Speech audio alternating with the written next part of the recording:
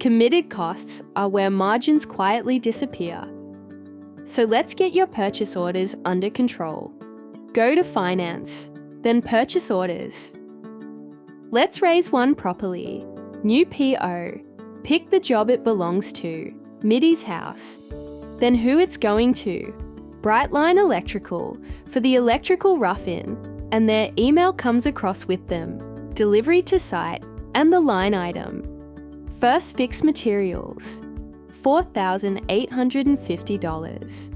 You can also pull lines straight from your estimate or your price list. Hit create, and that committed cost is on the books before the invoice even exists. There it is, numbered, drafted, $4,850 against Mitty's house. Send it, and the status tracks the whole life of the order. Sent, acknowledged, delivered. And this is what the supplier receives. A proper branded purchase order.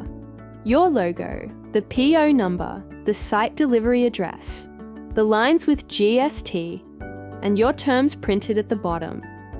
It looks like it came from a builder with their act together because it did. Now the loop closer.